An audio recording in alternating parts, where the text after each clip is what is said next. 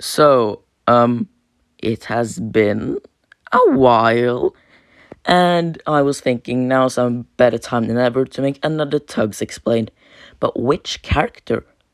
You all saw the title and thumbnail, you all know we're talking about the Coast Guard.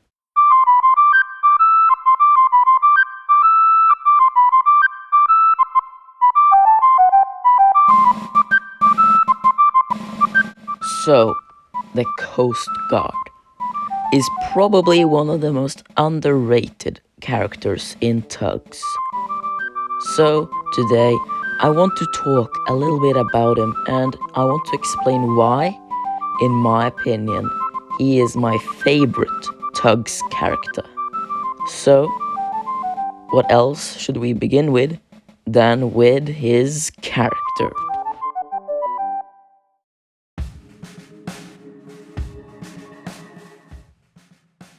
So, the Coast Guard is kinda like the police in Tugs. Whenever there's like a crime or something, the Coast Guard usually appears. So, in that respect, everybody kinda like sees him and respects him, even though he's very, very small. Although he is kinda like the police, he only talks in 3 episodes, those being Warrior, Stand by to receive deliveries. Right here, one of the cranes can unload it. You're the first in. You'll have to go back empty to the quarry. Great. Quarantine, If you're waiting for clearance on the schooners, forget it. They're quarantined. Oh no. What? Suspected microbonic plague aboard. Sorry, fellas. Captain Star will be pleased. I don't think. and High Winds. Ahoy there! Hove to! Customs inspection! You are within port limits. I'm coming aboard! Hey! Watch out what you're doing! Careful! Oh! Ah! Sorry, mate. The wind must have blown me off course.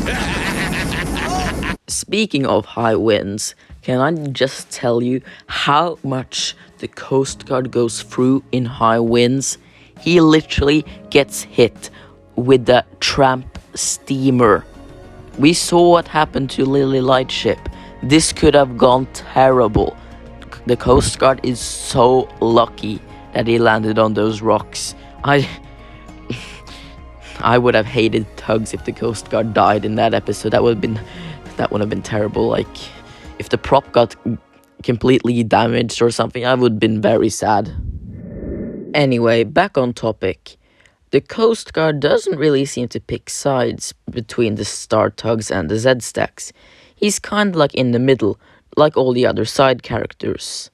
Then again, this makes sense, seeing as he is the police. Anything the Star does that's a crime gets just as much punishment as if a Zero Tug did that. And I think that's pretty well. Now, he does prefer the Stars, as seen in High Winds. Never thought I'd be glad to see you, Zebedee. What? Oh dear, how is a Coast Guard getting this mess? But, I mean, who wouldn't? Like, the Stars are obviously a better group. He was also meant to appear a lot more in the series, especially in High Winds. Now, I'm not mad about that or anything.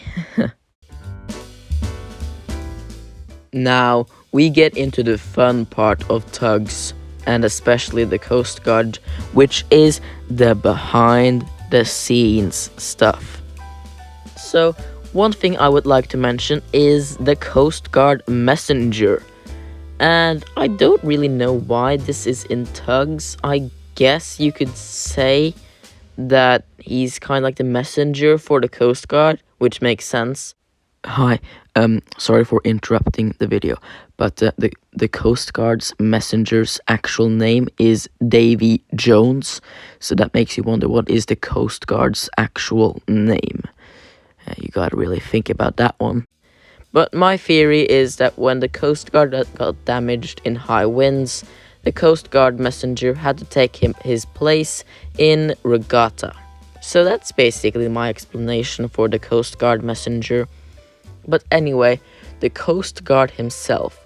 Now, the Coast Guard is, like I said, a very small model. And he does not have an eye mechanism or changeable faces because, well, he's so small, where are you going to fit that eye mechanism? So he can't really move his eyes, he can't move his head because, again, there's way too little space in that little boat. So that's understandable. Merchandise. Love it or hate it, it's where most of the money comes from these shows. So, how much merchandise does the Coast Guard get? He was in a board game. He also got a Takara model that sucks ass. I expected more from my boy. I only ended up getting disappointed.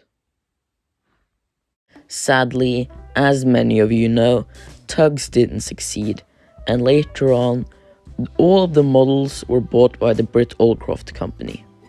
The Coast Guard prop appeared in the first series of Thomas and Friends.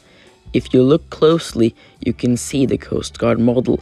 It is a little bit dusty and repainted and hard to see, but that's definitely the Coast Guard's back. He also has his original name still there. Although in season 4 of Thomas and Friends, the Coast Guard prop was heavily modified and was painted grey, he almost looked unrecognizable to the original model. So, if the Coast Guard was bought by the Brit Oldcroft company, where is it now? Is it still alive? Well, fuck that.